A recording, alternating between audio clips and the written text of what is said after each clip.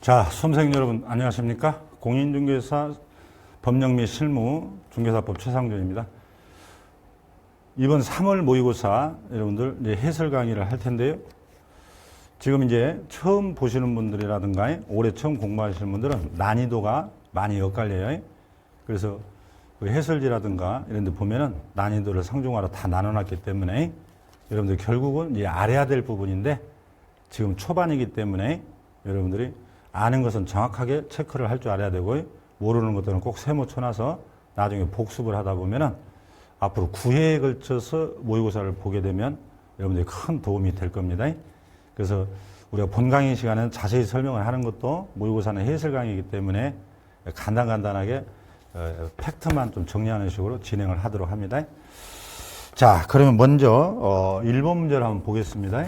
여러분들 용어의 정의에 대한 문제는 꼭 한 문제가 나온다고 보면 돼요. 용어의 정의. 우리 법에서 사용하는 용어가 어떤 내용을 가지고 있냐 해서 시험에서 꼭 한 문제가 나오는데 여러분들 조문들을 잘 숙지하셔야 돼. 그 용어에 관한 설명으로 옳은 것을 찾으라 그러네. 옳은 것을 찾으라. 자, 1번 뭘까요? 일정한 보수를 받고 중개 행위를 부동산 컨설팅 행위에 부수하여, 요 키워드를 잘 보셔야 돼. 부수하여 업으로 하는 경우 중개업에 해당하지 않는다. 이게 틀렸어요. 그러니까 이 중개업이 되려면 다른 사람의 의뢰받고 보수를 받고 중개를 계속 반복적으로 하는 것이거든요. 그러면 이 컨설팅업자는 중개업을 하는 자는 아니죠. 즉 개업공인중개사는 아니지만 이 자가 지금 무등록 중개업을 하게 되는 거예요. 그러면 컨설팅하는 자가 상담 업무에 부수해서 간헐적으로 손님이 오자 보수받고 중개행위를 반복해서 해버립니다. 즉 업을 해버려요. 이것도 중개업이 돼요. 그러면 이 컨설팅 업자는 무등록 중개업으로 처벌됩니다. 이 자는 3년 이하 징역 3천만 원 이하 벌금이에요. 그래서 여러분들이 중개업이냐 아니냐를 물었을 때는 이게 등록이 된 사람이냐 안 된 사람이냐를 따지지 않아요.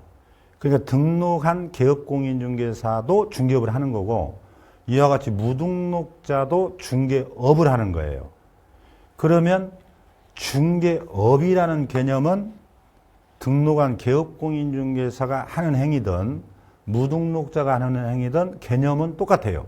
따라서 무등록자인 컨설팅 사업자가 간헐적으로 부수해서 손님들을 대상으로 돈 받고 중개를 반복적으로 해버리면 그것도 중개업이 돼요.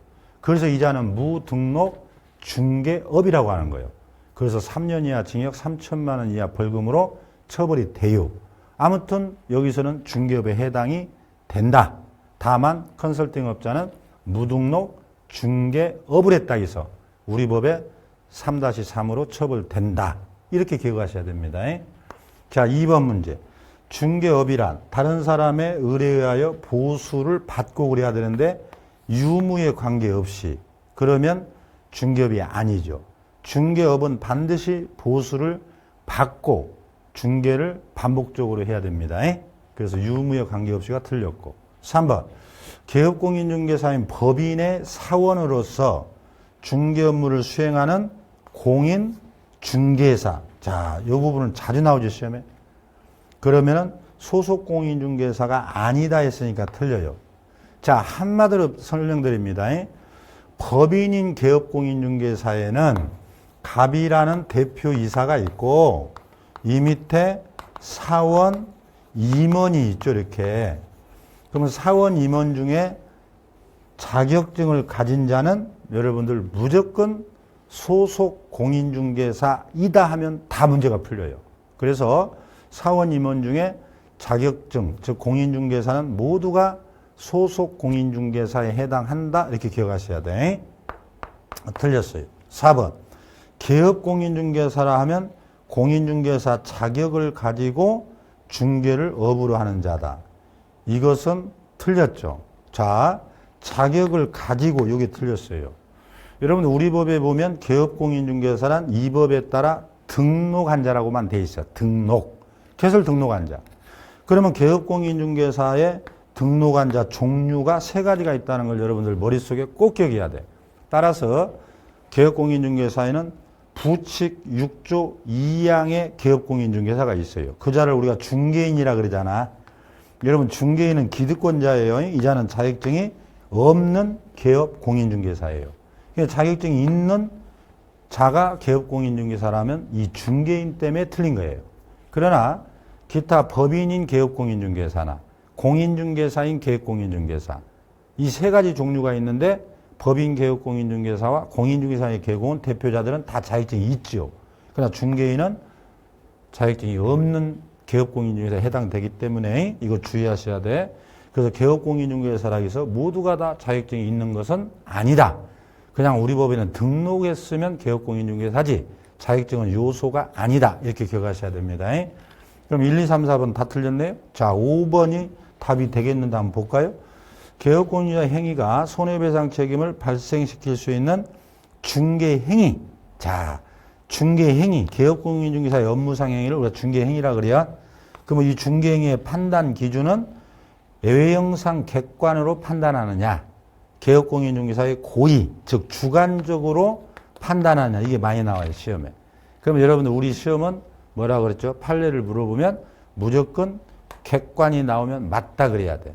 주관적 사정은 고려하지 않아요. 어떤 생각을 가지고 업무했는지는 판단하지 않고 외형상 객관적으로 밀접한 관련이 있으면 다 중개행위로 봅니다.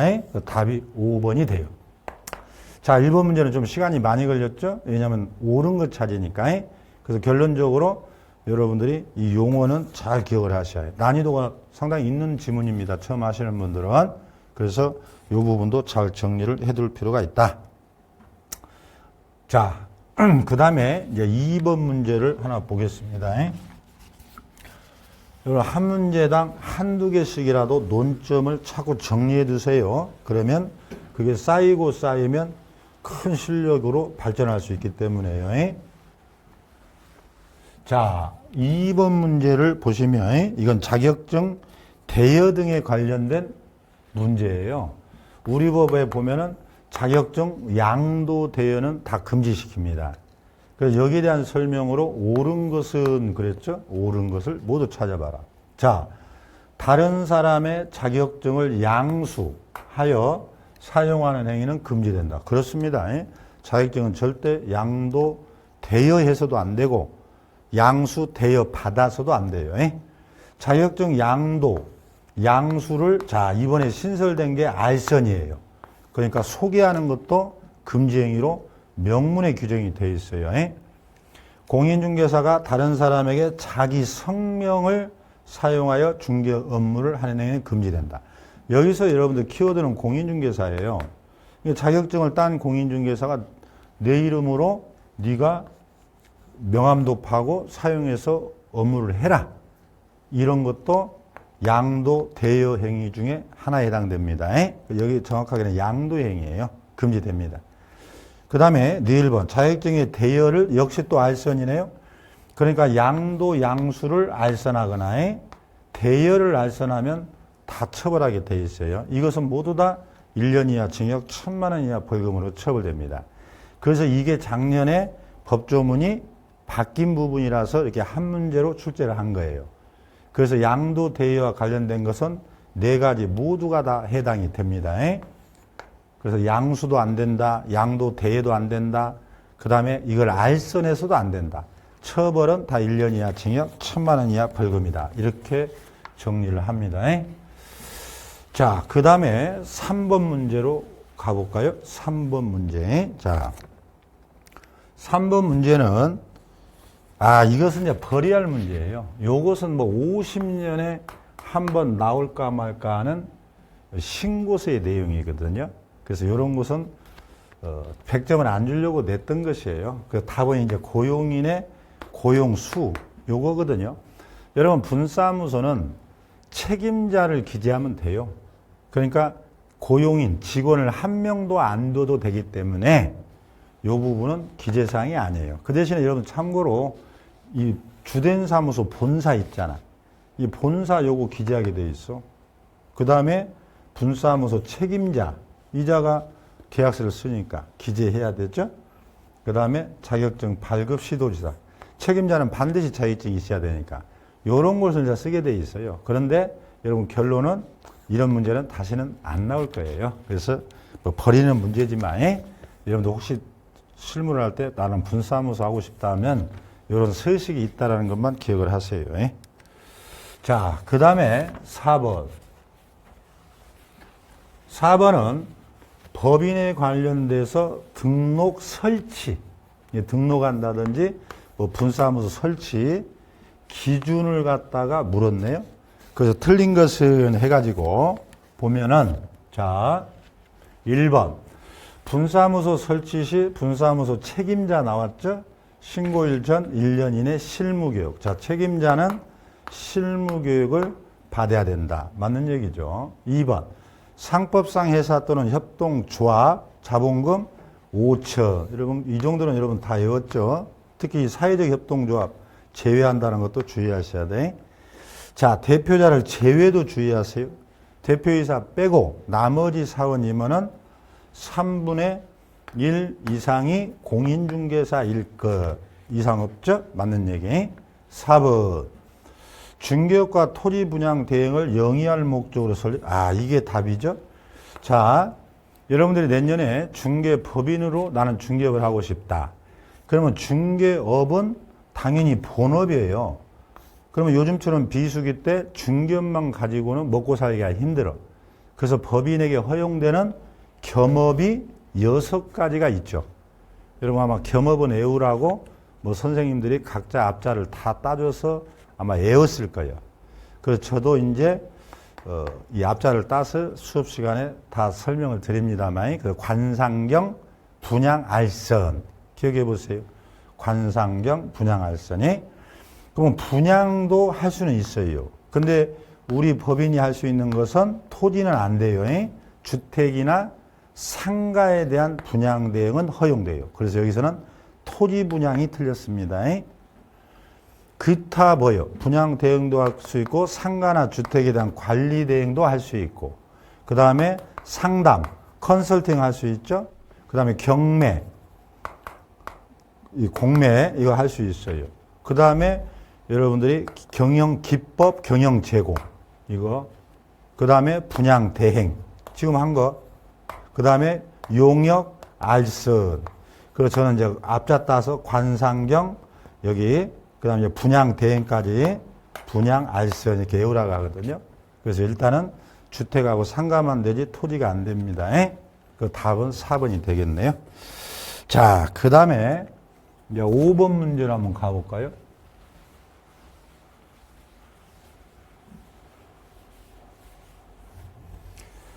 자, 중개사무소 등록 및 등록증 교부에 대해서 물었습니다. 자, 옳은 걸 찾으라고 그랬네요. 옳은 거. 1번. 등록관청은 등록을 신청한 자가 결격사유 어느 하나에 해당된다. 등록을 해줘서는 안 된다. 바로 답이네요. 결격사유. 뭐 미성년자다, 파산자다, 뭐 집행유예 기간 중에 있더라. 뭐 이런 것들 여러분 다 11가지 사유가 있죠. 거기에 해당되면은 절대 등록을 해줘서는 안 되죠. 고용에서도 안 된다는 거 아시죠? 그 답은 1번이 되겠죠. 자, 2번은 뭘까요? 등록한 자가 업무 보정 설정 여부를 확인 후 등록 신청을 받은 날로부터 7일 이내에 등록증을 교부한다. 이게 틀렸어요. 보증 설정을 확인했으면 지체 없이 두셔야 돼요. 등록증을. 왜냐하면 영업에 지장을 주면 안 됩니다. 그 7일 말이 안 되고. 3번. 등록증 분실 훼손으로 재교부. 이거 얼마든지 재교부하죠. 재교부 또는 수수료를 납부해야 됩니다. 여러분 자격증 재교부, 등록증 재교부, 분사무소 확인서 재교부는 전부 다 재교부 때는 수수료 낸다. 이렇게 기억하시면 돼요. 4번. 중개사무소 등록한 개공이 종별, 종별 나왔네요. 공인중개사인 개공으로 일하다가 법인 개공으로 바꾸는 것을 종별 변경이라고 그래요. 이때는 어떻게 하라고 그랬죠? 등록 신청서를 다시 내야 돼. 그 종별을 체크해서 그리고 변동이 없는 서류는 제출하지 아니할 수 있어요. 그러나 종전권 등록증이 중요하죠. 요 등록증은 반드시 반납을 해서 뺏어버립니다. 그래서 반납해야 된다. 종전 서류가 변동이 없으면 안 낼 수 있어도 등록증은 반드시 반납해야 됩니다. 틀렸고 5번 다른 법률 규정에 따라 중개업을 할 수 있는 법인 여러분 대표적으로 지역농협 또는 한국자산관리공사 이런 공매 특히 이제 여기서는 한국자산관리공사를 기억해야 돼요. 왜냐하면 자산관리공사는 등록을 해야 되거든요. 원칙이. 그런데 등록 기준이 이게 틀렸어요.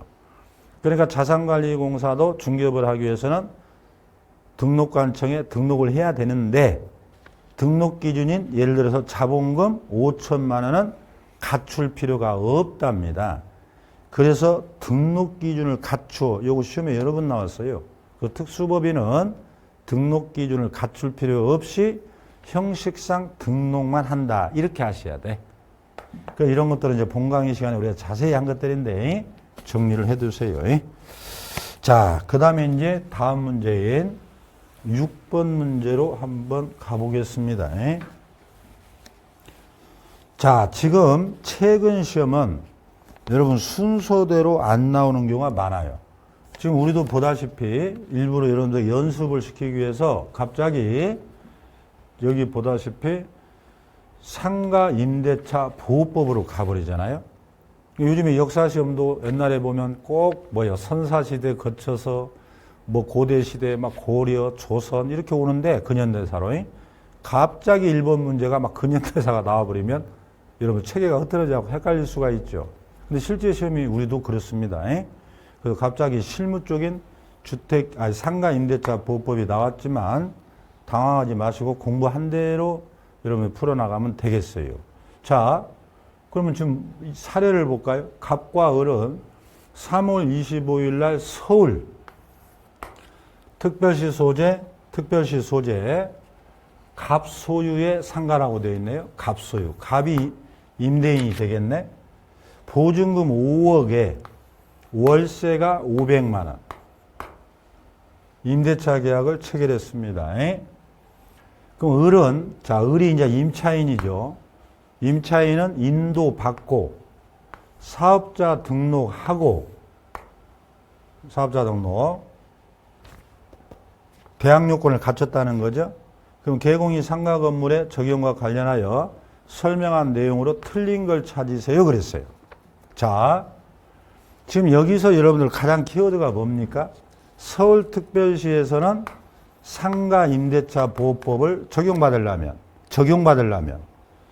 보증금, 환산 보증금이 9억을 초과하면 안 되죠. 그 말은 9억 이하일 때 상인법이 적용됩니다. 요거 주의해야 돼요. 환산 보증금이니까 월세가 500 곱하기 100 하면 5억이 되네. 합치면 10억이 되잖아요. 그러면 서울은 9억 이하니까 이 10억이 되면 일단 상인법은 적용이 안 된다는 걸 꼭 이런 팩트로 잡고 있어야 돼. 그런데 상가 임대차 보호법에 보면 10억이라도, 즉 9억을 초과하더라도 적용되는 거 시험에 가장 많이 나오는 거 4가지 강조했죠. 3기의 차임, 그 다음에 대항요건, 그 다음에 권리금, 그 다음에 계약갱신 요구권. 그 제가 뭐라 했어요? 3대가 권리금을 요구한다 이렇게 외워버리라 했어. 3대가 권리금을 요구한다. 요건 적용해줘요. 근데 대표적으로 시험에 많이 나오는 것을 한번 보면 적용이 안 되는 게 여러분 우선변제예요. 우선변제는 상인법에 나오니까 10억이 돼버렸다는 것은 민법으로 가야 돼요. 9억 이하만 상가 임대차 보호법이 적용돼. 그럼 9억이 초과된 건 원래는 민법으로 가야 한다니까. 그래서 민법에는 우선변제권이 없어요. 임차권 등기명령 요것도 없어요.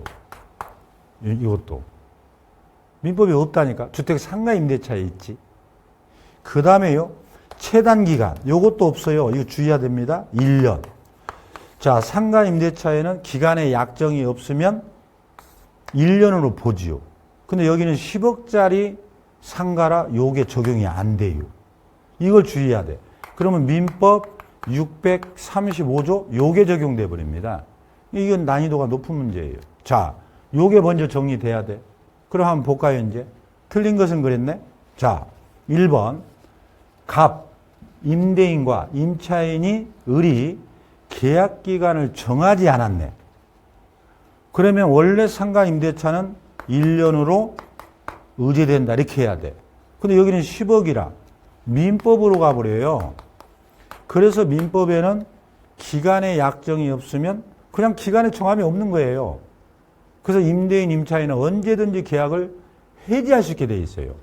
그래서 1년으로 본다가 틀려버립니다. 요거 주의해야 돼. 민법 635조를 찾아보세요. 민법 시간에 임대차 공부하시잖아. 거기는 기간의 정함이 없으면 당사자는 언제든지 해지할 수 있다라고 돼 있지 1년을 보장한다 그런 거 없어요. 그래서 이 부분은 틀리게 되는 겁니다. 자, 그 다음에 니은번. 임대인으로부터 건물을 양수한 병은 임대인의 지위를 승계한다. 아, 요건 뭐 맞죠? 승계. 디귿번. 임차인 을의 연체 차임이 3기의 차임액에 달하는 경우 임대차 계약을 해지할 수 있다. 자, 여기 봐봐. 여기서 보면은 지금 3기가 있잖아. 10억이 되어도 예외로 적용해줘요. 3번 월세 안 내면 3기의 차임액 안 내면 계약을 해지할 수 있도록 되어 있죠. 그러니까 이 부분도 맞는 얘기고. 그 다음에 니을번. 을이 대항요건 및 확정일자를 확정일자 지금 임차인이 3월 25일에 갖췄어요. 확정일자. 그럼 원칙은 뭐예요? 대항요건 확정일자를 받으면 여러분 우선 변제가 인정된다는 건 아시잖아. 상가 임대차 보호법에서는. 근데 뭐라고 그랬어요? 9억을 초과했잖아. 그러면 이 상가는 상가 임대차 보호법이 적용이 안 된다고요. 그래서 가장 주의할 게 우선 변제 적용 안 되고 임차권 등기 최단기 적용 안 돼요. 안 된다고. 근데 여기 주문이 뭐라고 돼 있어? 확정일자 받았으면 해당 건물에 대해서 3월 30일에 저당권이 설정되어 있다네. 그러면 날짜가 늦으니까 지금 저당권이 원래 25일이 빠르니까 이게 우선권이 있다고 해야 되잖아. 이게. 그래서 경매 절차에서 보증금을 우선하여 변제받을 수 있다. 이게 틀려요. 아예 10억짜리는 확정일자 요거 받아서는 안 돼요. 그래서 여러분들 10억짜리에는 주의해야 되죠? 자, 우선 변제라는 제도 자체가 적용 안 된다. 그 다음에 임차권 등기명령, 보증금 못 받았을 때 이거 적용 안 된다. 최단기 1년 보장 안 된다요. 요거에 시험에서 민법에서도 많이 나와요. 근데 우리 시험에도 나와버린 거야. 그래서 여기서 답은 틀린 것 찾으라고 있으니까 지금 기억하고 니을 두 개니까 답은 3번인데 왜 틀렸는가를 꼭 정리하셔야 됩니다. 다시 체크해 보면 10억의 상가이기 때문에 여기 최단기간 보장 안 된다. 이렇게 해야 돼. 그 다음에 니을번은 뭐예요? 확정일자 대항요건을 갖춰도 우선 변제라는 것 자체가 인정이 안 된다요. 그래서 이 부분 잘 정리해 놓으세요. 난이도가 좀 있죠? 자, 그 다음에 이제 7번 문제로 갑니다. 그러니까 여러분들이 이게 간단하게 설명을 드리는데 부족하신 분들은 본 강의에 가면은 제가 이런 부분을 아주 자세하게 설명을 해드렸어요. 그래서 주택임대차, 상가임대차는 시험에 자주 나오고 민법에도 나오고 우리 과목에 나오기 때문에 여러분 잘 정리해 두셔야 돼. 이런 것을 덜렁덜렁 했다는 절대 고득점을 못 받습니다. 자, 7번. 중개대상물에 해당되는 것을 모두 찾아라. 이런 건 간단하죠. 중개대상물. 그래서 장차, 여기다 동그라미 치하여 건축될 특정 건물, 피분양자로 선정, 이건 분양권이에요. 분양권. 선정된 장래의 건축물은 분양권. 분양권 전매, 당연히 중개대상물입니다. 지분 기둥 그리고 벽. 이건 건축물이니까 당연히 되는 거야. 이 정도의 형태만 갖추면 돼요. 우리는 민법과 건축물의 개념이 같습니다. 거래처, 신용, 점포, 이치, 영업상 이점이랑 권리금은 중개 대상물이 아니죠. 그 다음에 유치권이 설정되어 있는 건물의 키워드를 쳐야 돼. 여기 동글뱅이. 그러면 이 건물은 당연히 중개 대상물인데 다만 여기에 공사비로 유치권을 주장하는 자가 있대. 그래도 그건 중개할 수 있는 것이에요. 결국은 디귿 빼면 기역, 니은, 니을. 그러니까 답은 4번이 되겠네요. 자, 8번 문제. 쉬운 것들은 간단하게 정리를 하겠어요. 여러분 도움되기 위해서는 여러분 틀린 문제들을 잘 정리를 하셔야 되니까. 자, 8번 문제 하나 볼까요? 등록할 수 있는 경우에 해당하는 것은 그랬네? 등록할 수 있는 거. 자, 등록입니다. 갑이 부정한 방법으로 자격을 취득했다. 그래서 자격이 취소됐어요. 그러면 결격이 2년이 아니라 3년이죠. 그래서 이자는 등록 안 됩니다. 그 다음에 갑이 형법상 특수폭행죄 위반으로 징역 2년에 실형을 받고 특별 사면을 받았네요. 그러면 결격이었다가 사면 받은 거예요. 그러면 사면을 받았으면 3년이 경과해야 결격에서 벗어나죠. 그럼 이자도 여전히 결격에 해당되니까 등록을 받을 수가 없어요. 3번 갑이 교통사고를 내어 도로교통법 위반으로 징역 1년에 집행유예 2년을 선고받고 유예 기간이 종료됐다. 2년을 선고받고 종료됐다 해서 이자가 바로 등록할 수 있는 건 아니죠. 작년에 이게 확대돼 버렸죠. 종료되고 다시 2년을 결격을 해버렸기 때문에 종료됐다고 바로 등록할 수는 없어요. 또 2년이 결격입니다.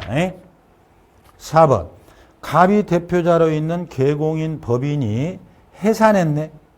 여러분 해산하면 어떻게 돼요? 등록을 취소하죠. 일단은. 근데 장사가 안 돼서 해산했어. 그러면 이런 경우는 3년의 결격 기간을 적용하지 않는다. 요거 시험에 많이 나와요. 원래 등록이 취소되면 취소된 날도 3년의 결격이에요. 그 기간 동안은 등록이 안 돼. 근데 등록 취소 사유가 사망이나 자연인 사망, 법인이 해산으로 부득이 등록이 취소된 것은 3년이라는 결격기간 아예 적용하지 않기 때문에 바로 등록할 수 있어요. 그래서 경과되지 않았다 해서 등록이 안 되는 게 아니다. 그래서 결국은 4번은 등록이 가능하다요. 답은 4번이네요. 5번 갑이 중개대상물 확인 설명서에 교부하지 않아 업무정지 처분을 받았어요. 그리고 받자마자 바로 폐업해버렸네. 그럼 폐업하고 그 업무정지 기간이 경과되지 않았다. 그렇습니다. 업무정지 받고 바로 폐업이 가능해요. 폐업했다 하더라도 그 기간 중은 결격이 되기 때문에 이 기간이 끝나야 등록이 됩니다. 그래서 이것도 등록이 안 되죠. 그럼 결국은 등록이 되는 것은 이 4번만 해당되기 때문에 답은 4번이 되겠어요. 자, 그 다음에 9번 문제를 하나 볼까요?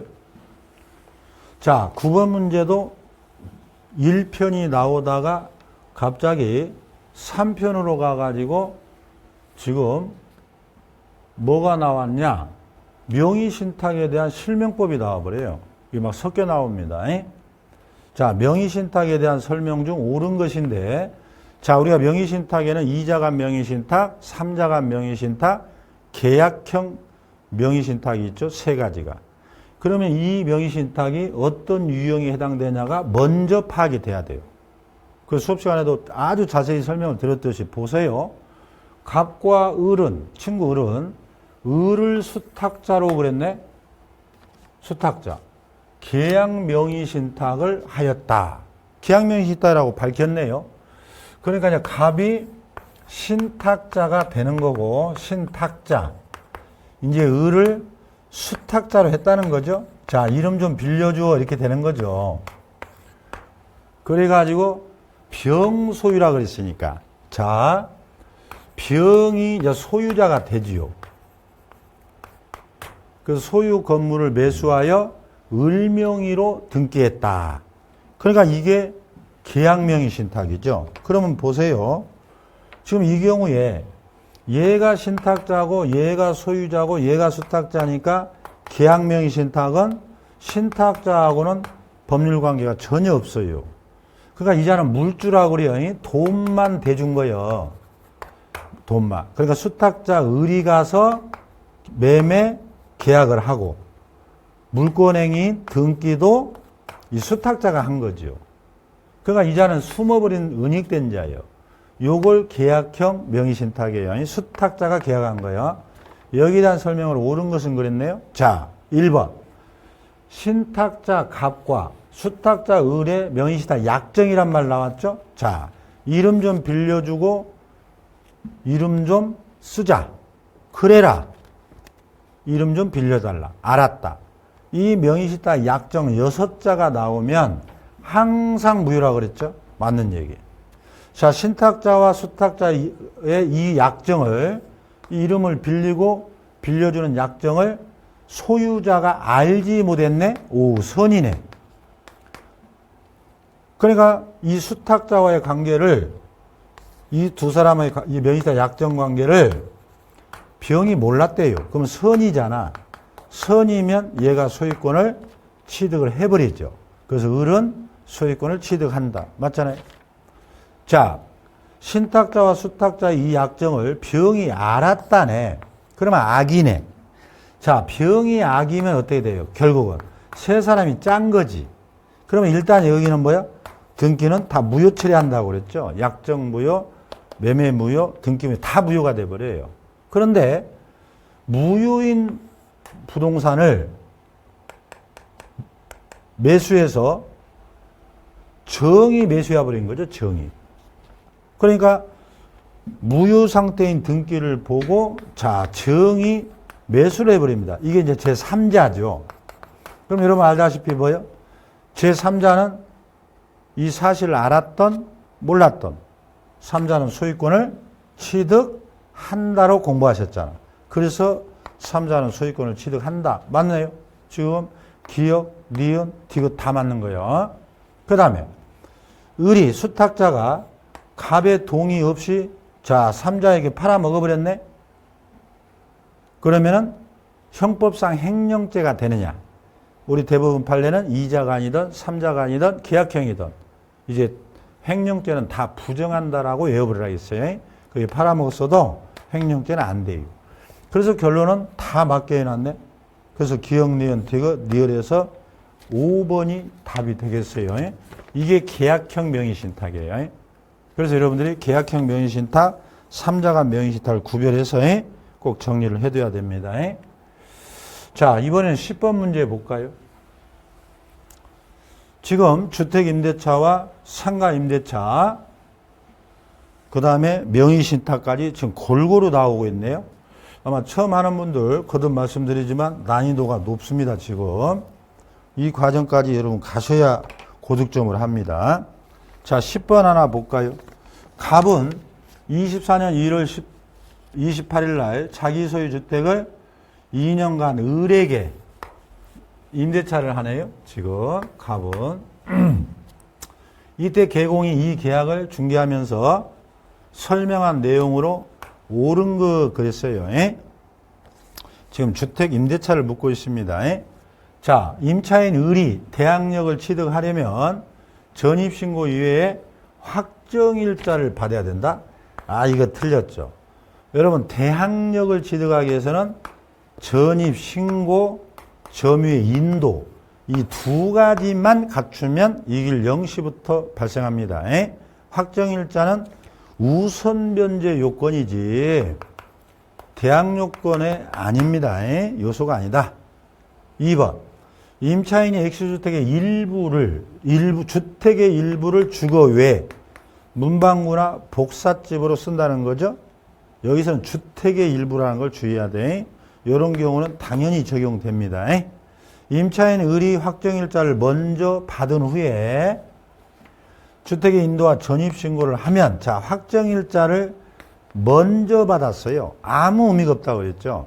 왜냐하면 우선면제 날짜는 점유의 인도와 전입신고가 여러분 기준이 된다는 거 아셔야 돼. 전입신고하면 그 신고일에 자, 저당권 설정 등기일과 같아도 요걸 주의해야 돼. 같아도 을이 저당권자에 우선한다. 이게 말이 안 되죠. 왜냐하면 이게 기준이 돼버려요. 확정일자 먼저 받아봐야 의미 없어요. 그럼 만약에 점유의 인도와 전입신고를 5월 1일 날 했다고 봐봐. 그 저당권 설정 등기일도 5월 1일이 되지. 같은 날짜니까. 그러면 등기는 완료 즉시 발생한다고, 효력이. 근데 점유의 인도와 전입신고 대항력은 2길 0시니까 5월 2일 0시가 돼버려요. 그러니까 임차인이 하루 늦어버려요. 그래서 여러분들 결론이에요. 저당권과 대항력권이 같은 날 하면 무조건 임차권은 소멸한다 이렇게 기억하면 돼. 이게 빨라버립니다. 그래서 저당권에 우선한다가 아니라 임차인이 쫓겨나게 돼요. 왜? 이길 0시라는 걸 기억하시면 자 그렇게 됩니다. 그 다음에 4번 볼까요? 임대차 기간이죠. 분쟁이 발생했어. 그럼 조정 신청할 수 있다 기억하세요. 여러분 우리 분쟁 조정위원회가 있어. 주택 임대차 분쟁 조정위원회. 임대인과 임차인이 기간 가지고 싸운다. 임대인과 임차인이 목적물 반환 그 시점을 가지고 예를 들어 싸운다든지 반환 또는 수선 유지비 뭐 이런 걸로 싸울 수 있잖아요. 이런 것은 분쟁 조정위원회 심의사항에 포함돼요. 없다가 틀렸지. 그러면 뭐 다 틀렸으니까 답은 5번이 되겠네. 자, 경제사정 변동으로 약정한 차임이 과도하게 되어 적절하지 않은 경우. 자, 임대차 기간 중 임차인 을은 20분의 1의 금액을 초과하여 감액을 할 수 있다. 아, 이거 맞는 얘기죠. 여러분들이 항상 주의할 게 뭐예요? 감액에 대해서는 임차인이 감액 청구는 제한이 없어요. 5%를 하든 10%를 하든 20%를 하든 횟수 제한도 없어요. 감액은 임차인에게 유리하기 때문에. 그러나 증액은 5%를 초과하면 안 되죠. 그 다음에 1년에 한 번씩밖에 못 해요. 그 증액과 감액을 꼭 구별하셔야 됩니다. 그 답은 5번이 됩니다. 자, 11번. 지금 난이도가 높은 문제가 몇 문제가 나오니까 여러분 머리가 띵 할 수도 있어. 근데 지금 초반이니까 그렇지 나중에 강의를 잘 들으면 여러분 7월쯤 가면 다 풀 수 있는 문제들이고 또 그렇게 돼야 됩니다. 자, 11번은 고용인에 관한 설명으로 틀린 거. 요건 어렵지 않죠? 여러분 외국인을 얼마든지 여러분들이 내년에 고용할 수 있어요. 요즘 외국인들도 자격증 많이 따니까. 그러면 고용신고할 때 공인중개사 자격증 이게 틀렸죠. 여러분 자격증은 안 내요. 자격증은 쉽게 말하면 고용할 때. 그러면 어떻게 되느냐. 무결격 증명서류라고 그래요. 외국인은 내가 결격에 해당되지 않습니다. 라는 서류를 본인이 내야 돼요. 그래서 자격증명 서류를 첨부해야 된다가 아니라 자격증은 안 내니까 무결격 증명 서류를 첨부해야 된다고 그래야 돼. 내가 결격이 아닙니다. 파산자도 우리나라 법으로 아닙니다. 미성년자 아니라 나 성년이에요. 그런 것들을 증명해야 됩니다. 그래서 답은 뭐 1번이니까 뭐 2, 3, 4, 5번은 뭐 여러분들 어려운 게 없죠? 정리하시면 되겠고. 그 다음에 13번. 자, 13번. 인장 등록에 대해서 나왔네요. 아, 12번인가요? 참, 12번. 12번을 빠뜨렸네요. 12번은, 겸업. 아, 법인이 할 수 있는 겸업. 약방의 감초처럼 매년 나옵니다. 그래서 뭐라 했어요? 관, 상, 경, 분양, 알선. 이렇게 외워부르면 끝이에요. 6개. 이 경이 2개요. 그래서 임대 관리, 주택 상가 임대 관리 가능하잖아요. 부동산 이용, 개발, 상담, 컨설팅 가능해요. 그래서 상위 상담이요. 그 다음에 상업 용지에 대한, 이거 안 되죠. 원래 분양은 되는데, 대행이 가능한데, 용지는 안 돼요.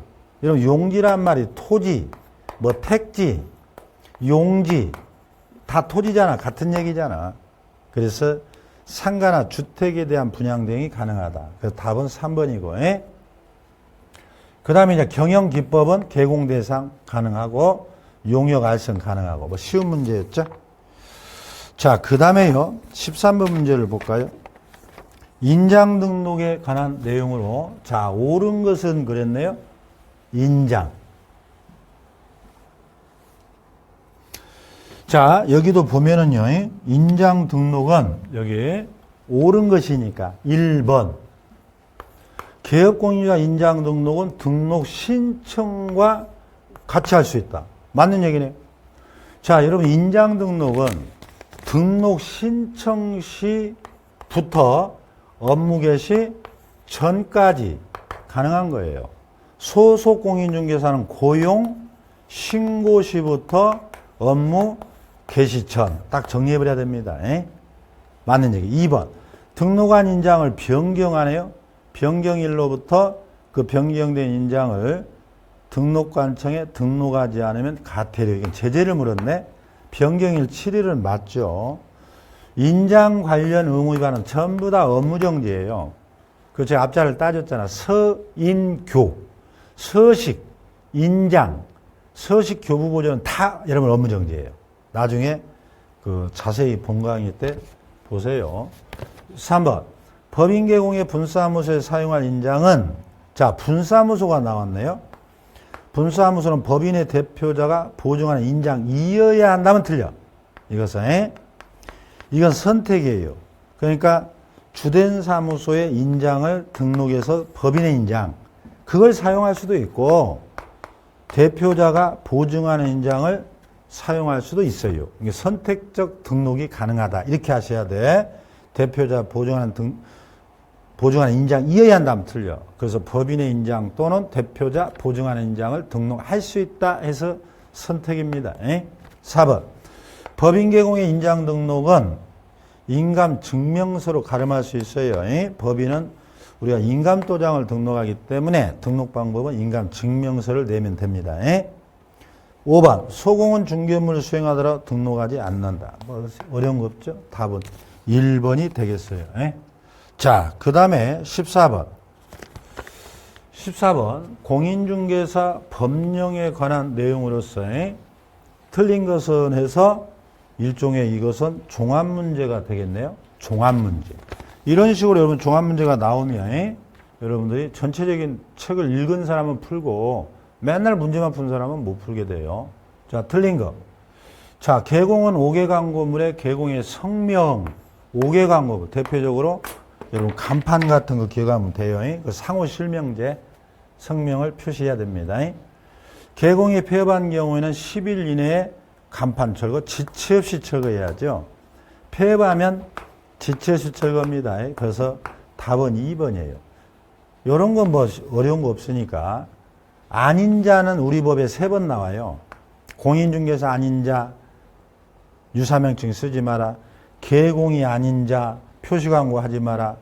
개공이 아닌 자, 문자 쓰지 마라. 여러분, 아닌 자 딱 3개 나와. 그럼 무조건 1-1이에요. 요것은 제가 아닌 자 1-1로 외워보라 했죠. 자, 그런 것은 여러분들이 풀었을 것이고. 자, 그 다음에 15번.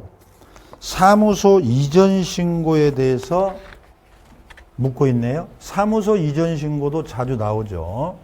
여러분, 사무소 문제 갖고 한 문제 나와요. 틀린 것은. 자, 틀린 것은 그랬네요. 1번.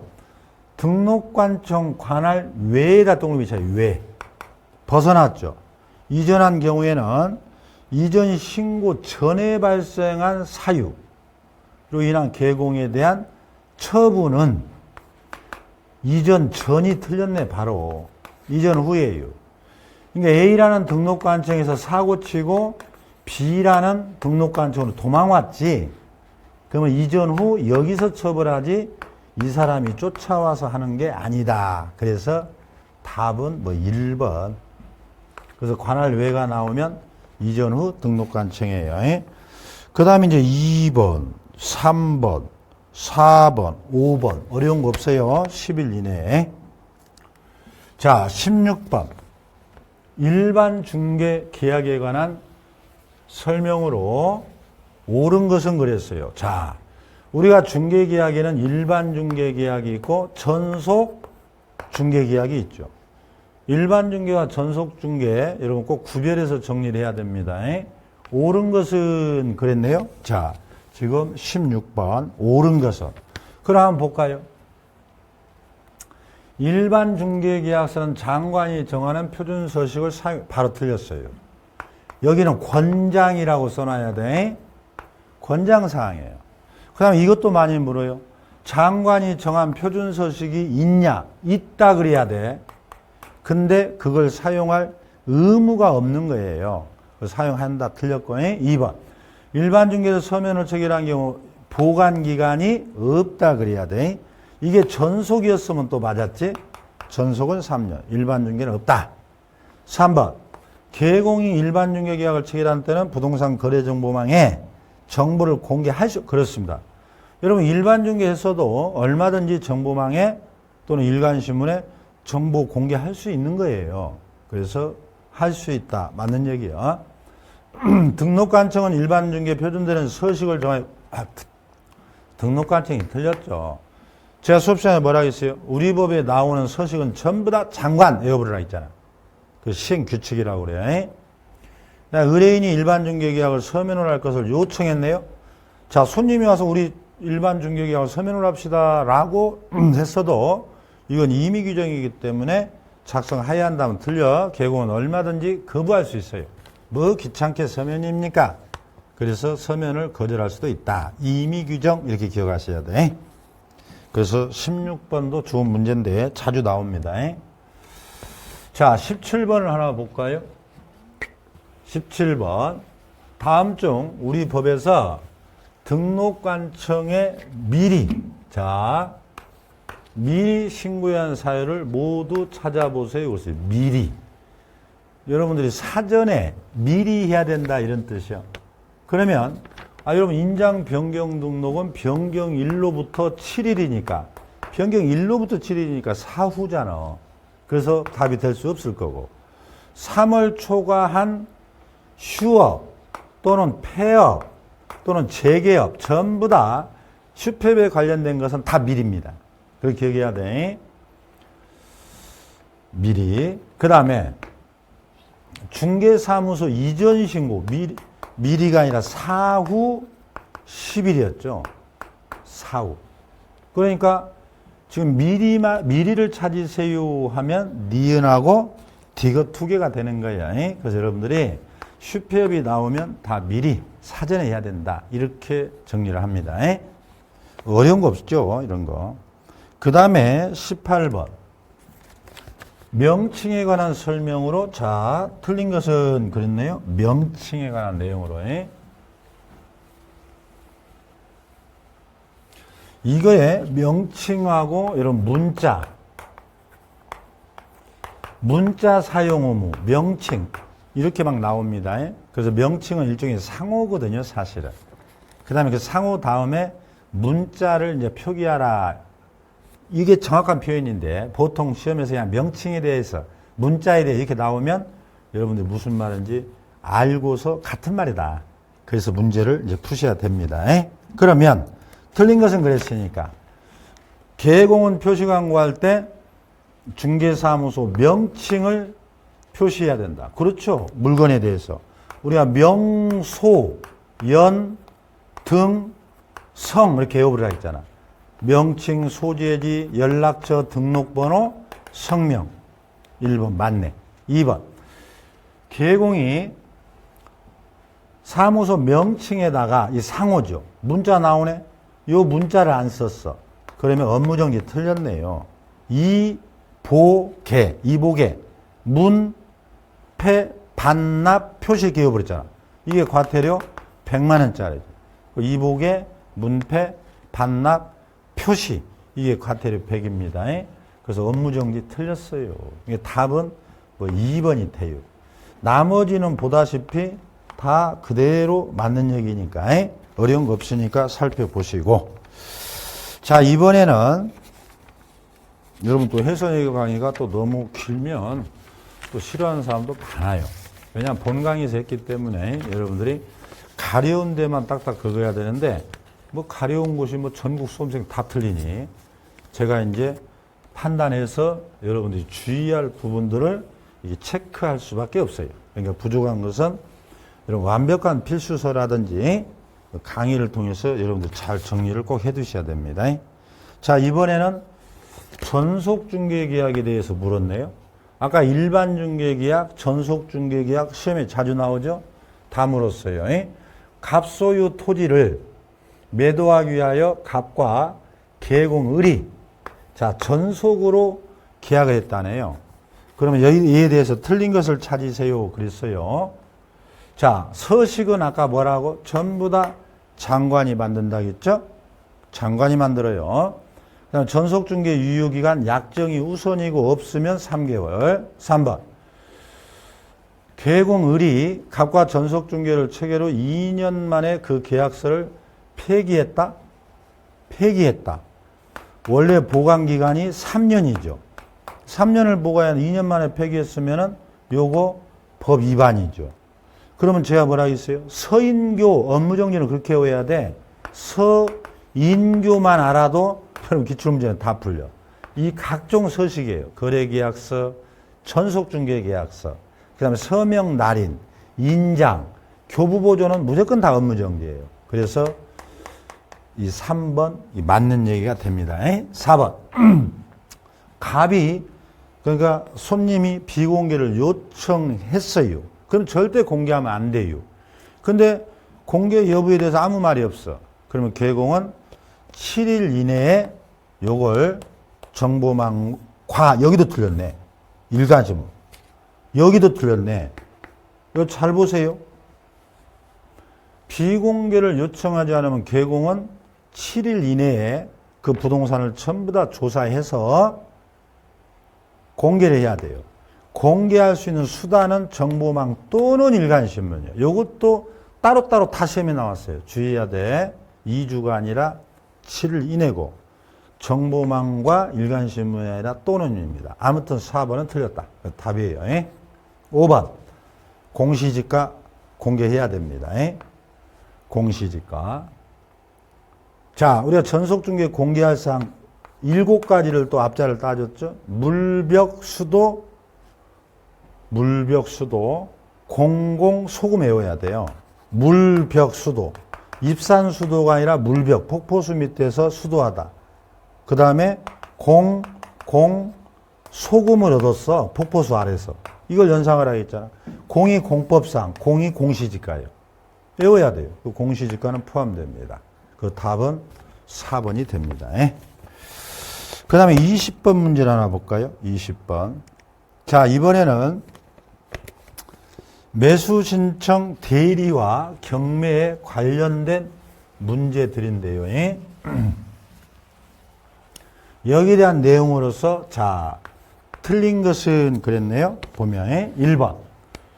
대법원 규칙이 정하는 바에 따라 집행법원이 정하는 금액과 방법에 맞는 보증을 제공해요. 그렇습니다.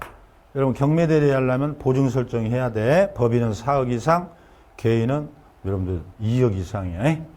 매각 허가 결정이 확정되면 법원은 대금 지급 기한을 정하여 매수인에게 기한 통지하고 매수인은 기한까지 대금을 지급해야 됩니다. 기한이란 말도 주의하세요.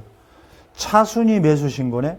최고가에서 보증금을 뺀 금액을 넘는 최고가에서 보증금을 입찰 보증금을 빼야 돼. 그래서 그 넘는 가격을 쓴 자가 차순위 자격이 돼요. 경매를 취하해버리면 압류효력이 소멸하는 거예요. 원래 여러분 경매 신청해서 경매 개시 결정 등기가 되면 압류효력이 발생해요. 또는 송달되면 압류효력이 발생해요. 그걸 쉽게 말하면 여러분들 취소라고 생각하세요. 취소하면 압류효력은 소멸됩니다. 맞는 얘기요. 매각 결정에 대하여 항고 나왔네. 여러분들 이제 매각 결정에 대해서 내가 불만이 있어. 2심에다가 이의를 제기한다고 생각하면 돼. 이의 제기한 걸 항고라 그래요. 이때는 여러분 공탁금 내야 돼. 이걸 보증제공이라고 그러는데 여기서는 최저 매각가의 10분의 1. 요게 틀렸네. 항고는 2심이 한다라고 보고요. 항고는 2심을 대해서 그러니까 최저 매각가가 아니라 매각대금이라고 해야 돼. 매각대금. 최고가자가 쓴 가격이요. 여기에 대한 10%입니다. 그 최저 매각가. 요거 많이 나와. 그 답은 5번이 됩니다. 잠깐 쉬었다가. 자, 다음 문제 21번 문제부터 보겠습니다.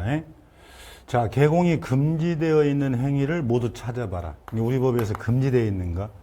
다른 사람에게 자기 성명을 사용하여 중개 업무를 하게 했다.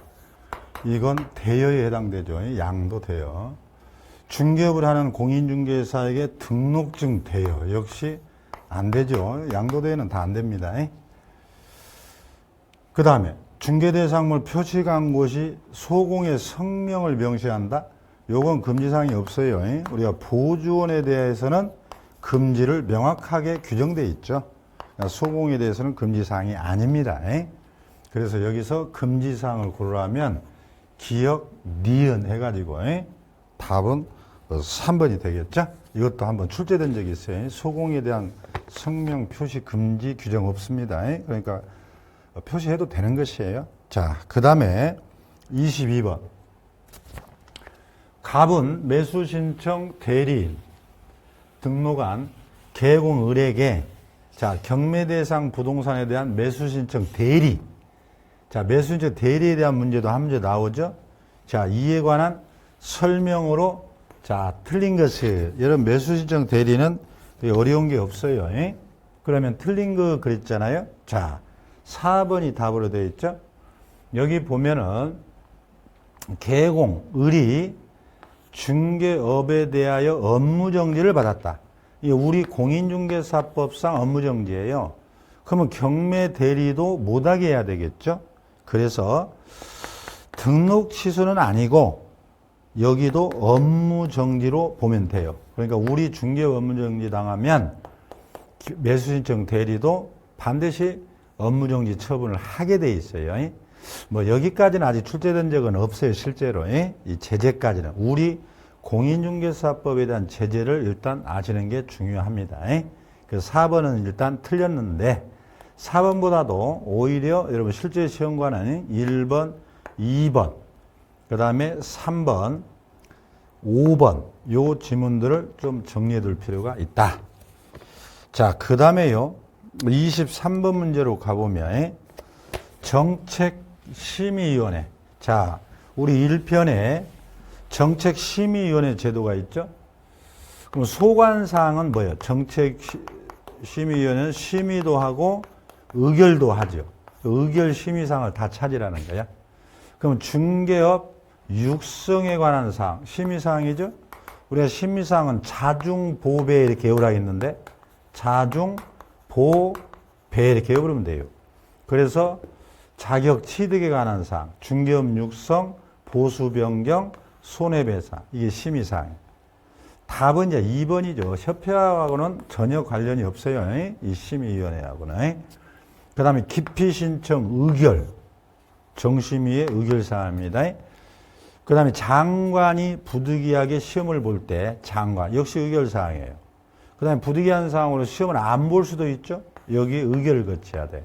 그래서 정심위의 소관사항은 이 부분도 자주 나와요. 그 심의사항, 자중보배, 그다음에 의결사항 요 세 개도 여러분들 따로 정리를 해둬야 돼. 답은 2번이 되겠어요. 그 다음에 24번 문제. 과태료 부과 대상이 아닌 것을 찾아보세요. 자, 우리 법의 과태료는 500만 원 이하가 있고 100만 원 이하가 있죠. 이 아닌 것 찾아보세요. 이런 식으로 이제 나왔죠. 그러면 제가 500짜리는 정통협 연설부 고지 이렇게 외우라 그랬거든. 그 다음에 100만 원짜리는 이복의 문패 반납 표시 이렇게 하면 돼요.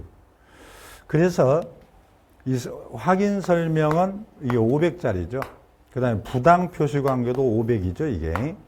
그 다음에 반납, 여기는 과태료 100이라 그랬잖아. 이전 신고도 이보계니까 100이죠. 뭐 이런 건 여러분들이 단순 암기니까 각 과목별로 선생들이 앞자 따준 거 외우면 다 풉니다. 그러나 이제 5번이 하나 신설된 거죠. 그래서 고용인은 5배수를 초과해서 고용하면 안 되죠. 그래서 5배를 초과했다. 그러면 제재가 절대적 등록 취소나 1-1로 가버려요. 요것도 앞자를 따졌는데 답은 5번이 되겠어요. 지금 뭐 해설 강의에서 자세하게 본 강의처럼 하다 보면 시간이 너무 길어지니까 아무튼 500만 원짜리, 100만 원짜리 꼭 외우고 시험장에 가셔야 된다. 그걸 체크해 드리는 거예요.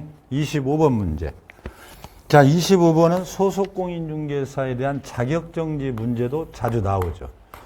근데 이런 것은 앞자 딸 필요도 없어요.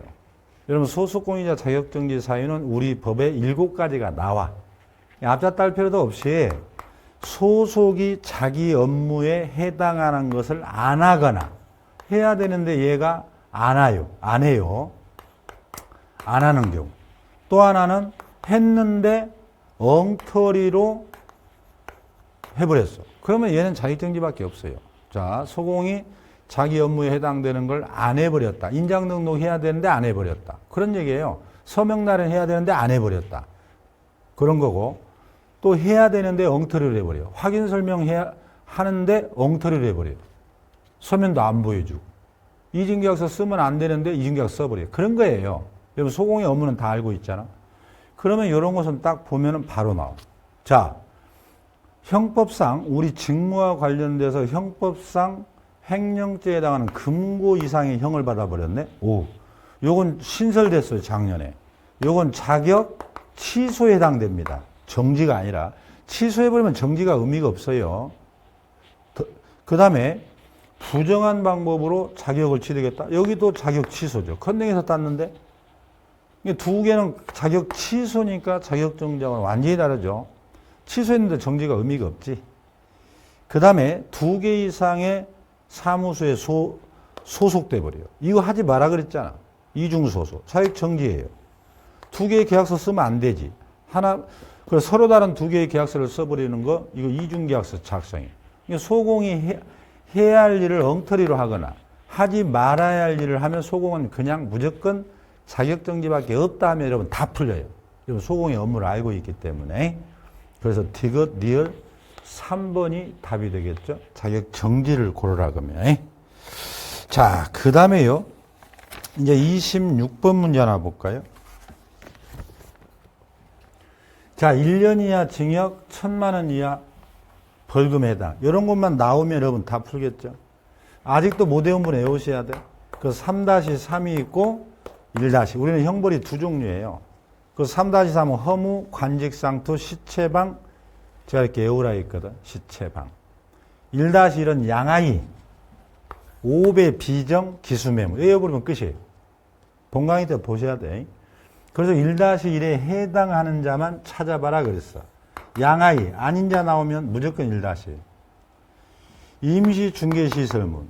2자의 개점이 나오면 이중계약서 빼고는 다 1-1이에요. 이런 것은 여러분 단순 암기니까 여기서 다 여러분들이 따로 외웠기 때문에 이런 걸 제가 또 설명드리면 헷갈려요. 여러분들 오히려. 여러분 거래정보사업자는 1-1밖에 없어요. 거래정보사업자. 이자가 거짓정보 같은 거 개공을 차별했거나 다르게 공개하거나 그 정보공개 위반이에요. 그래서 기억, 니은, 디귿 3개는 1-1에 해당되지만 직접 거래는 이게 3-3이죠. 이런 것은 여러분들이 스스로 외워서 풀어야 되기 때문에 단순 암기라 설명의 의미가 없다. 그 답은 3번이 되고요. 네 1번은 3-3입니다. 자, 27번 문제 하나 볼까요? 토지거래 허가에 대한 설명으로 옳은 것. 자, 토지거래 허가도 문제가 심심치 않게 나와요. 그래서 이런 식으로 해서 이제 물어보면 여러분들이 정확하게 알지 않으면 틀리게 돼. 자, 옳은 거. 허가구역 지정은 5일. 맞네요. 경매는 허가받을 필요 없다 그랬지. 그러니까 수용이나 경매 이런 거 허가를 안 받습니다. 적용되지 않는다. 맞네요. 자, 우리가 보존기간, 주택용지로 허가구역의 땅을 취득했어. 그러면 2년이죠, 2년. 그래서 제가 2년짜리는 대농복주 이렇게 외워보라 그랬거든. 대체토지 취득, 농업목적, 복지시설, 그 다음 주택용지는 2년. 이렇게 외워버리면 돼요. 그 다음에 1번. 시도지사는 허가구역의 지정사유가 없어졌다. 자, 시도지사가 지정권자죠. 근데 자기가 판단할 때 지정사유가 없어졌어. 그러면 당연히 해제를 해야 되겠죠. 이때 심의를 거치지 않고 요게 틀렸어요. 자, 여러분들이 이렇게 기억하면 간단해요. 처음에 지정할 때 심의 거쳐야 되죠. 그 다음에 지정할 때 공고해야 됩니다. 공고. 등기소장에 다 통지하고. 그리고 이 심의나 공고, 열람 이런 제도가 있거든요. 그럼 지정 때 절차가 그대로 적용돼요. 축소나 해지할 때도 심의, 공고, 열람 절차를 그대로 거친다. 이렇게 알아버리면 간단해요. 그래서 해제를 하기 위해서 심의를 안 거친다면 틀려요. 네 1번 하나 틀렸네. 그래서 기역, 니은, 디귿 세 개가 맞다 이 말이죠. 그래서 답은 3번이 되겠죠. 자, 이게 허가에 대한 문제였어요. 그 다음에 28번 문제를 하나 볼까요?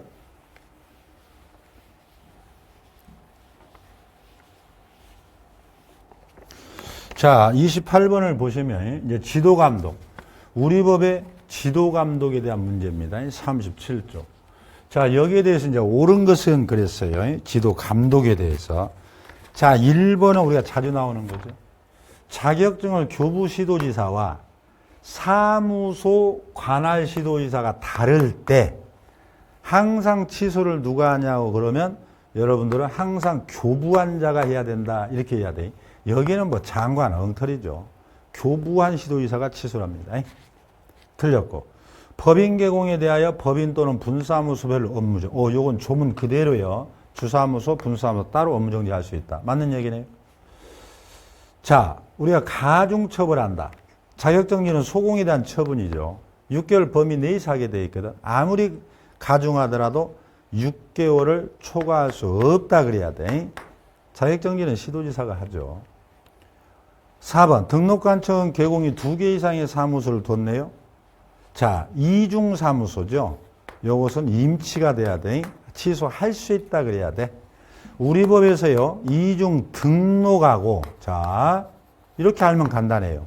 이중 소속이 있거든. 요것이 절대적 취소예요.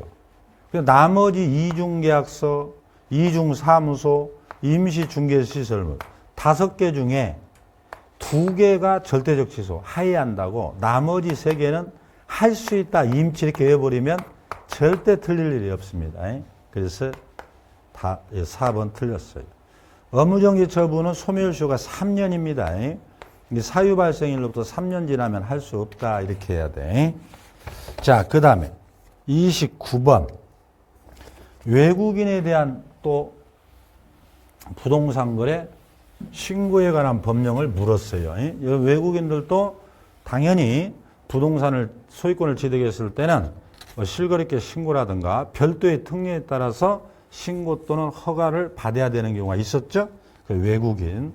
자, 요 부분도 꼭 한 문제씩 나오는데. 자, 틀린 거. 이건 뭐 나오면 뭐 다 맞춥니다. 자, 1번 볼까요? 외국인 등이 부동산 신고 대상 매매. 여러분, 우리가 부동산 실거래 신고는 오로지 매매만 하죠. 매매 계약만. 그럼 얘가 신고했어.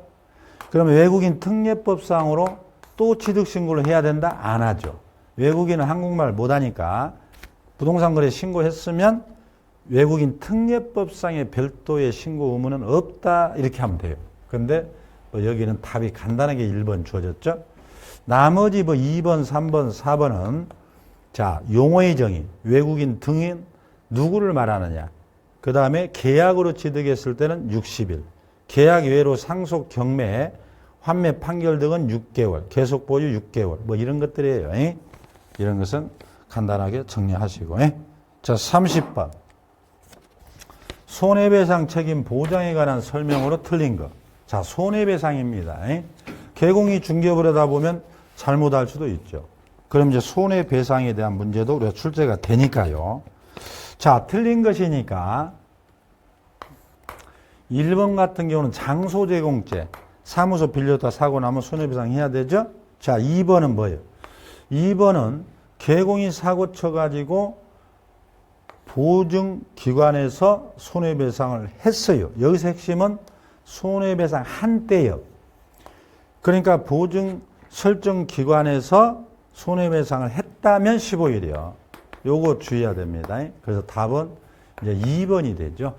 근데 보증을 설정했는데 기간이 만료돼요. 요거 구별해야 돼. 만료되면 만료일까지 설정하면 되고, 손해배상이 보증기관에서 지급이 됐다면 여기 15일입니다. 30일이 아니라. 그래서 답은 거기 2번이 되겠어요. 나머지는 뭐 3, 4, 5번은 어렵지 않습니다. 그렇게 정리를 하시면 되겠다. 자, 31번 문제로 갈까요? 개공갑이 공인중개사 법령에 따라 거래계약서를 작성합니다. 거래계약서. 자, 틀린 것은 그랬네요. 틀린 것은. 거래계약서에 대한 문제입니다. 31번은. 자, 여기에 대해서는 여러분들이 거래계약서도 우리가 한 문제가 나오기 때문에 이 부분도 좀 정리를 해둘 필요가 있는데, 자, 이것은 여러분들이 쉽게 찾을 수 있었죠? 3번. 소공이 당해 업무를 수행했다. 거래계약서를 작성했어요. 그러면 개업공인중개사와 함께 서명 및 날인이기 때문에 요게 틀렸죠. 요게. 자, 우리 법에 서명 및 날인 요 두 개, 서명도 하고 날인도 해야 돼. 여기에는 대표적으로 거래 계약서하고 확인, 여러분 설명서예요. 요 두 개의 서식이 민날인이고, 나머지 일반 중개, 전속 중개, 부동산 거래 신고서 다 서명 또는 날이죠. 그렇게 외워버리면 끝입니다. 밑은 이 두 개. 그래서 답이 3번이 되고요. 1번. 중개가 완성된 때 계약서를 쓰죠. 당사자가 매도하겠다, 매수하겠다 합의된 것이 중개 완성이죠. 그러면 증거로 남기는 게 거래계약서예요. 맞는 얘기지. 그 다음에 거래계약서는 5년. 그 다음에 확인설명서 교부일자. 요거 거래계약서에 꼭 기재해야 되죠. 여러분, 거래계약서 필수적 기재사항도 우리가 앞자 따서 외우라고 하잖아요. 당물, 계대, 이도조, 확. 이 확자를 땄죠. 기재해야 됩니다. 그 다음에 현재 거래계약서의 서식은 장관이 만들어야 되는데 현재까지 만들어져 있지 않다. 자, 그것도 정리하시고. 자, 32번 문제 하나 볼까요? 우리 확인 설명에 관한 내용으로서 중개대상물 확인 설명 옳은 걸 찾으라고 그랬어요. 자, 개업공인중개사는 중개대상물에 대해서 조사해서 권리를 취득하려는 의뢰인, 즉 매수자에게 여러분 설명을 해야 됩니다. 그럼 여기에 대한 내용으로서 자, 옳은 것은 그랬죠? 기억번 볼까요? 권리를 취득함에 따라 부담할 조세, 매수자에게 설명해야 되니까 취득 관련 조세 종류 세율을 반드시 설명해야 됩니다. 이것도 제 앞자를 따졌잖아. 물벽수도 공소금 실세 이렇게 외워버려야 돼. 그 세가 바로 조세잖아요. 앞자 따서 외우는 수밖에 없어요. 기억번은 맞는 얘기고, 니은번에는 개공은 중개가 완성되기 전에 설명서 말도 안 되죠. 중개가 완성도 안 됐는데 설명서를 작성해서 뭐 하게? 다 작성해놨는데 안 사겠다. 그럼 끝이잖아요. 그래서 완성된 때 거래계약서를 작성하고 그 다음에 확인설명서를 작성하는 거예요. 완성 전 말도 안 된다. 니은번 틀렸어요. 디귿번. 소공이 당해 업무를 수행했다면 함께 서명 민날. 요건 맞게 돼 있네. 니을번. 중개 업무 수행하는 소공이 성실 정확하게 설명하자. 소공은 무조건 해야 할 일을 안 해버리거나 했는데 엉터리로 하면 얘는 자격정지밖에 없어요. 소공은 여러분들 자격정지밖에 없어. 뭐 따로 외울 필요가 없어. 일을 제대로 못하거나 안 하면 자격정지. 그래서 기역, 디귿, 니을 세 개는 맞는데 니은번이 틀렸죠. 그래서 니은번 빼면 당연히 답은 이제 4번이 되겠죠. 자, 그 다음에요. 이제 33번 문제로 가볼까요? 33번 문제. 자, 33번은 교육. 교육 나왔죠. 한 문제 나오죠. 우리는 교육에 대해서는 네 가지가 있죠. 자, 실무교육이 있고, 연수교육이 있고, 직무가 있고, 예방교육이 있습니다. 틀린 것은 그랬으니까, 이건 바로 봅니다. 직무교육. 등록관청이 실시할 수 있다죠. 직무는 보존에 윤리교육만 시키기 때문에 윤리, 착하게 살아라. 그래서 시, 도지사와 등록관청이 실시를 합니다. 그래서 답은 니은번이고 나머지는 뭐 간단한 내용들이죠, 지금. 그 다음에요. 34번 문제 하나 볼까요?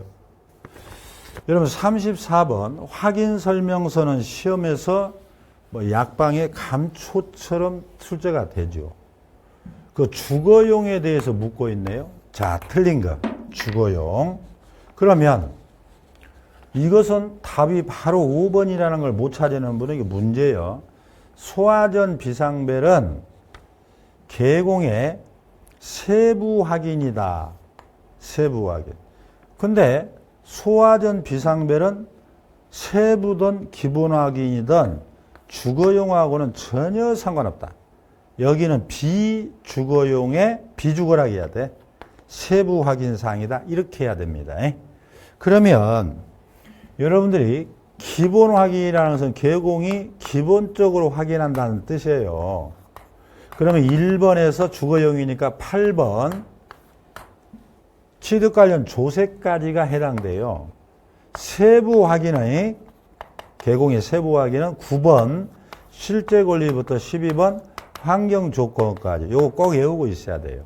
그래서 이 소화전 비상벨은 바로 답이 됩니다. 이런 것들은 다 그대로 정리를 해 두셔야 됩니다. 그 다음에요. 35번 문제로 가면은 지금 2편, 3편, 1편이 막 혼합돼서 지금 순서 없이 출제가 되죠. 요즘에 그렇다니까요. 문제들이. 자, 보수에 관해서 묻고 있어요. 우리 중개 보수. 35번은. 그러면 1번 볼까요? 옳은 걸 찾으라고 그랬죠? 자, 개업 공인중개사의 과실로 계약이 깨져버렸다. 자, 개업 공인중개사의 잘못으로 깨져버렸네. 그러면 돈 받을 수 없다 그랬죠. 개업 공인중개사는 아무 잘못 없는데 당사자 잘못으로 깨져버리면 돈 받을 수 있는데 개공의 고의 과실로 깨지면 못 받습니다. 틀렸고. 2번. 보수의 지급 시기는 의뢰인 약정이 있으면 약정에 따르고 약정이 없을 때는 거래대금 지급 완료, 잔금 요때 받는다. 이거 맞는 얘기죠? 그래서 2번은 답이 돼요. 자, 3번 볼까요? 주택 외에 토지나 상가 대표적이죠. 이런 것은 보수의 한도는 조례가 나오면 무조건 틀려요. 여러분 주택에 대한 수수료가 주택 이게 조례예요. 그래서 제가 주조 이렇게 외워버려야 돼요. 주택이 조례로 정해졌고 주택 외에 대해서는 장관이 정해버려요. 그래서 조례 나오면 무조건 틀린다. 4번 계약금 등 반환채무 이행보장 예치제도 나오네. 여러분 계약금 등을 왜 예치한다고? 매수자가 자기가 준 계약금 중도금을 돌려받지 못할까 봐. 계약했다가 매매가 해제 무효 취소됐을 때 원상회복으로 돌려받아야 되는데 돌려받지 못할까 봐 불안해한다. 그래서 예치하고 계약서를 썼는데 거기서 발생하는 비용은 당연히 매수자가 부담해야 돼요. 매수자 때문에 지금 예치하게 됐거든. 그렇게 알면 절대로 여러분들이 실수하지 않습니다. 예치제도는 매도자, 임대인이 아니라 매수자, 임차인이라고 해야 돼. 자, 5번. 건축물 중 주택 면적이 2분의 1이네. 딱 2분의 1이네. 그러면 무조건 주택이에요. 2분의 1 이상이란 말은 2분의 1부터 그 말이지. 그러니까 주택이 2분의 1이다. 그러면 주택으로 적용됩니다. 이상이기 때문에. 그러니까 겸용주택이 주택도 절반, 상가도 절반이래. 그럼 딱 절반이면 주택으로 받아야 돼요. 그러니까 주택 외이니까 틀렸잖아요. 자, 수수료 부분도 꼭 한 문제가 나오고, 이번에는 수수료 문제가 하나 더 있죠. 한도, 계산, 공식을 물었네요. 계산 공식을. 자, 여기서도 여러분들이 기본적으로 알아두어야 이제 계산을 할 수가 있는 거예요. 틀린 걸 찾으라겠죠? 36번. 자, 중도금을 납부한 아파트 분양권을 물었네요. 자, 분양권에 대한 수수료는 분양을 하면 어떻게 돼요? 처음에 계약금 내라 그러잖아. 그 다음에 중도금 내라게요. 1차부터 보통 6차까지 내라 그러죠. 그 다음에 이제 잔금 내고 이제 등기하고 그러거든요. 분양권이. 그러면 분양권의 수수료 계산은 총 분양 대금이라면 틀려요. 계약금, 중도금, 잔금 중에 납입한 금액이요. 기납입. 이게 분양자가 낸 돈에다가 프리미엄을 합산해야지 총 분양가에다가 하면 틀리죠. 그래서 답은 바로 1번이 됩니다. 이자가 계약금만 냈으면 계약금 플러스 프리미엄, 중도금 2차까지 냈으면 계약금 플러스 중도금 2차까지 돈 플러스 프리미엄 이렇게 해야 돼. 그리고 나면 뭐 교환이다, 동일한 물건 중첩계약이다, 이런 건 뭐 뻔한 거 아니겠어요. 주택 외에 대해서는 상가니까 매매든 임대차든 모두가 다 1천분의 9가 됩니다. 주택 외에는 여러분 다 0.9 이내에서 일단 합의해요. 그거 맞는 얘기 아니에요. 중개대상물 소재지와 사무소가 다르네요. 이건 주택의 경우죠. 그러면 이제 조례로 받는다 그랬어요. 주택은 사무소와 물건의 기준이 다를 때 주택은 일단 조례로 받아. 그러면 물건 기준이냐 사무소 기준이냐를 물어요. 그러면 우리는 물건이 아니라 사무소 관할 조례다 해서 5번도 잘 기억하셔야 됩니다. 그래서 답은 뭐 1번으로서 간단한 건데 또 다른 부분이 출제될 수 있기 때문에요. 자, 그 다음 37번을 볼까요? 우리 공인중개사법상의 금지행위에 관한 내용에 자 해당하지 않는 걸 찾으라고 그랬어요. 금지행위. 금지행위. 그러면 자 37번인데 여기서는 여러분 중개대상물 매매업 금지되죠. 우리가 기수, 매무 이렇게 외웠는데 임목 매매업, 분양권 매매업, 토지 매매업 다 금지. 그 다음에 단체 구성해서 개공들이 불법단체 공동중개 제한. 카르텔 조직에서 안 된다. 그 다음에 관련 증서, 분양받는 증서, 청약 통장 중개하면 안 된다. 다 금지행위네. 그래서 관직상투에서 관차 땄잖아. 자, 분양대행은 겸업이죠. 요것은. 그 겸업이기 때문에 수수료 초과 규정이 안 됩니다. 그래서 분양대행하고 10억, 20억, 30억 얼마를 받아도 수수료 초과행위로 처벌이 안 되는 거예요. 답은 4번이고. 이건 직접거래죠. 대리인과하고 매매계약 쓰는 것도 직접거래에 해당이 됩니다. 그래서 어려운 거 없어요. 요것은 답이 4번. 자, 38번. 부동산 거래 신고 대상. 이것도 자주 나오죠. 우리 부동산 거래 신고에 관한 거. 여러분들이 이제 내년에 오픈해가지고 내가 매매계약을 체결합니다. 그러면 우리는 매매계약에 대해서는 체결로부터 30일 내에 부동산 거래 신고를 해야 돼요. 어떤 경우냐를 묻지? 일단 토지와 건축물에 대한 매매는 무조건 30일 내에 신고해야 돼. 근데 토지와 건축물에 대한 분양. 최초의 공급계약. 또는 분양권 전매, 입주권, 여러분 이런 거 다 신고해야 됩니다. 실거래 신고. 그래서 여기에 관련된 법들이 여러분 공법 시간에 공부하는 주택법상의 분양 이렇게 나와요. 그 다음에 도시개발하다 보면 분양하잖아요. 분양. 그 다음에 도시 및 환경정비법 있잖아. 정비법. 여기도 이제 재개발, 재건축, 조합원, 입주권 나오잖아. 요런 거 매매하면 다 신고해야 돼. 그냥 공법 3개 법률 뭐 기억하면 되고. 그 다음에 오피스텔 상가를 분양하는 게 건축물 분양에 관한 법률이 있어요.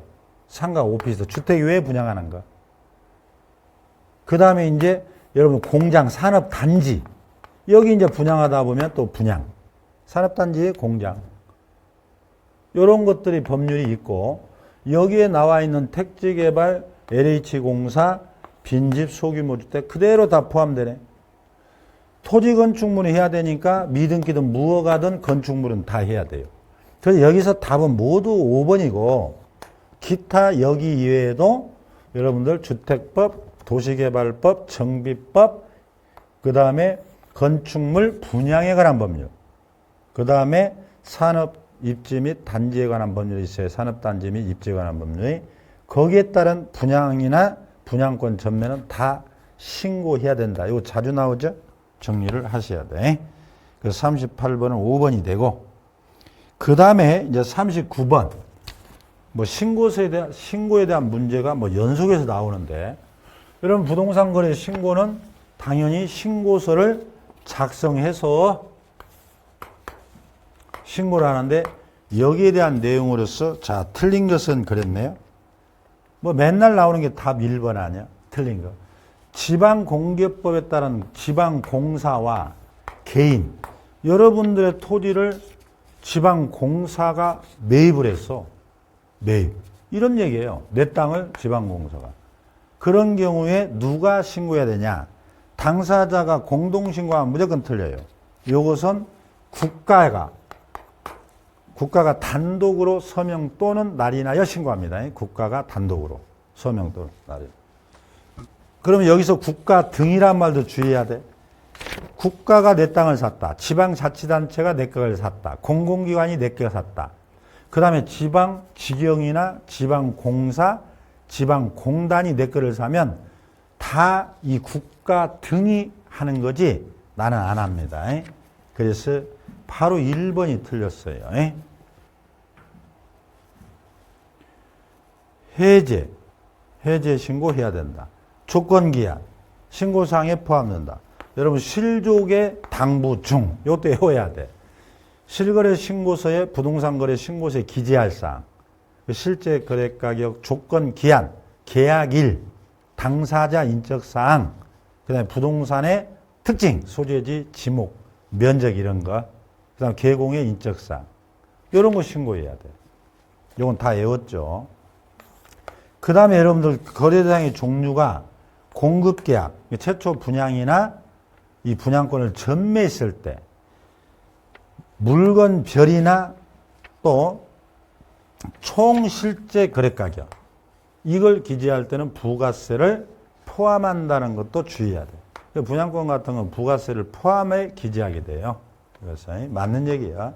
다수일 때는 지분 비율도 해야 됩니다.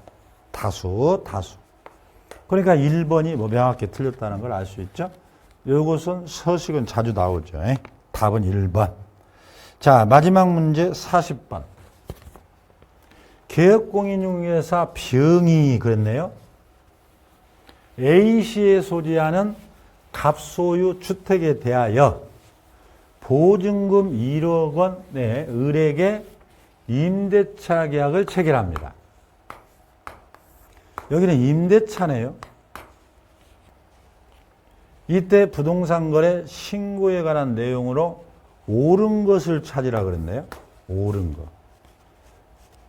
그러니까 여기는 임대차, 주택 임대차에 대한 신고의 내용에 묻고 있어요. 임대차에 대한 신고 내용. 이때 갑은 지방자치단체라고 되어 있네. 갑은. 그러니까 이제 갑이 소유자라고 되어 있잖아요. 요걸 이제 을은 자연인. 요 두 사람이서 지방자치단체와 자연인이 지금 임대차 한 거예요. 그럼 이때를 묻고 있죠, 지금. 그러니까 국가 등과 개인이 임대차를 했다. 아까 나왔었네. 당연히 이때는 국가 등이 단독으로 또 임대차도 똑같아요. 매매도 국가가 단독으로 서명 또는 날인하여 신고하는 거고 임대차도 국가 등이 단독으로 신고한다. 그렇게 알면 돼요. 그러면 1번 봐봐. 갑과 을은 임대차 계약 체결 30일 이내. 여기까지는 맞네. A시장에게 임대차 계약 신고를 해야 된다. 그랬는데 여기를 봤더니 갑이 국가예요. 그럼 을은 빠져야 돼. 국가 등이 단독으로 신고해야 됩니다. 그래서 틀려버리는 거예요. 을이 빠져야 된다. 국가 등이 신고한다. 자, 2번. 병은 개공이죠. 개업공인중개사가 30일에 신고. 여러분 주의해야 돼. 임대차는 당사자가 신고하도록 되어 있고 개공은 신고 의무가 없어요. 임대차는.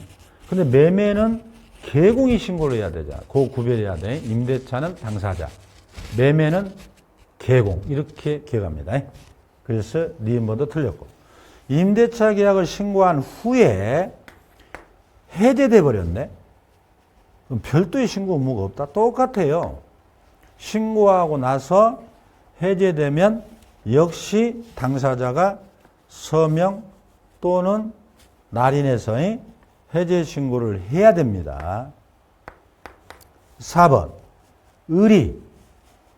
을은 이제 임차인이죠. 전입신고 해버리네. 그러면 임대차 신고를 한 것으로 본다 그랬어요. 그러니까 전입신고하면 임대차는 따로 신고할 필요 없다가 돼. 그래서 4번도 틀린 겁니다. 5번. 갑은 그랬죠? 갑이 뭐예요? 국가 등이잖아. 단독으로 임대차 계약 체결 30일 내에 A시장에게 신고. 맞네. 국가가 단독으로 해야 한다니까. 그 임대차 신고서에 서명 또는 날인하여 국가가 단독으로 신고를 해야 돼요. 그래서 5번하고 1번이 바로 여러분들 비교가 된다는 걸 알 수 있죠? 그 다음에 임대차는 개공은 신고 의무가 없다는 것을 알 수 있죠. 그래서 2번 틀리는 거예요. 그래서 이렇게 해서 여러분들이 지금 3월에 이제 여러분 두 순환 돌았는데 이 모의고사가 상당히 난이도가 있어요. 지금. 그러니까 여러분들 아마 70점 정도 맞은 분들은 아주 잘하고 있는 거죠. 그렇다고 해서 이 문제를 갖다 절반을 못 맞추면 또 안 돼요. 우리가 난이도를 분석해 보면. 특히 이제 재수하신 분들을 전제로. 그러니까 여러분들이 문제가 좋은 문제가 많기 때문에 이 문제를 반복해서 꼭 정리를 하면서 수업을 들으시면 매우 좋은 효과가 있을 거예요. 여러분들은 이번에 아무튼 35회 시험은 우리 공인중개사법은 아무리 어려워도 여러분들이 최하 85점 이상을 받고 모두가 합격하시기를 진심으로 바라면서 해설 강의를 마치겠어요. 여러분 수고하셨습니다.